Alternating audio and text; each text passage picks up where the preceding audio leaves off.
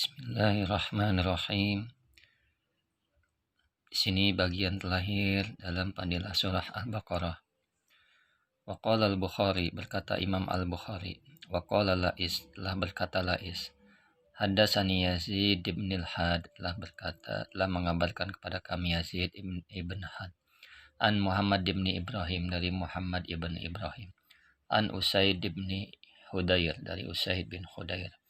Radhiyallahu an, semoga Allah meridhoinya. Qala, ia berkata, bainama huwa yaqra'u minal laili surat al-Baqarah, ketika ia membaca surat al-Baqarah pada suatu malam hari, wa farasuhu marbutatun indah, dan kudanya terikat di sisinya.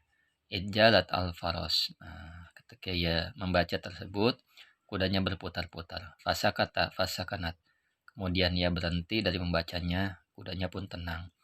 Faqara'a fajalat al-faras, kemudian dia membacanya lagi, kudanya berputar-putar lagi. Fasakanat, ia berhenti dari membacanya, kudanya pun diam. Tsumma qara'a, kemudian membacanya lagi, fajalat al-faras, kudanya tersebut berputar-putar lagi. Fangsarafa, kemudian ia pergi meninggalkan.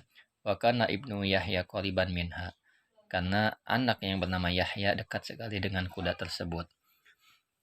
Fa'ashfaqa an tusibahu, merasa kasihan agar tidak terkena kuda tersebut. Falamma akhadahu, ketika ia mengambil anaknya yang bernama Yahya, rafa'a rasahu ilas sama, ia mengangkat kepalanya ke langit. Hatta ma yaraha, dia melihat sesuatu sampai tidak melihatnya lagi. Falamma asbahan hadasan Nabi sallallahu alaihi wasallam, ketika waktu pagi tiba, Nabi mengabarkan kepadanya. Faqala iqra ya abna Hudayr, kenapa engkau tidak terus membacanya ya abna Hudayr, bacalah ya abna Hudayr. Qala fa'ashfaqtu, maka Ibn Hudayr berkata, aku kasihan ya Rasulullah, anta to'a Yahya wa kana minha qariban, karena Yahya dekat dengan kuda tersebut. Rafa'atu rasi, aku mengangkat kepalaku. Fangsarabtu, aku meninggalkannya, pergi ilaihi, kepadanya. Farafa'tu rasi, aku mengangkat kepalaku, ilas samai, ke arah langit. Faida misudil, faidan misludil, sana ada semacam naungan, fiha amsalul masabi, semisal cahaya-cahaya yang gemerlapan. Fakharajatu hatta la araha, aku keluar sampai aku tidak melihat cahaya tersebut. Qala, Nabi berkata, wa tadri madzaka, apakah itu? Qala, ia berkata, la, dia berkata tidak tahu. Qala, Nabi bersabda, tilkal malaikah, itulah para malaikat, danat lisautik, mendekatimu karena suaramu. Walau qara'ta la asbahan nas, kalau engkau terus membacanya hingga pagi, kalau engkau terus membacanya yang zulun nas, maka manusia akan melihat ilaiha, kepada malaikat tersebut. La tatawaru minhum, malaikat tersebut tidak dapat menyembunyikan dari penglihatan manusia tersebut.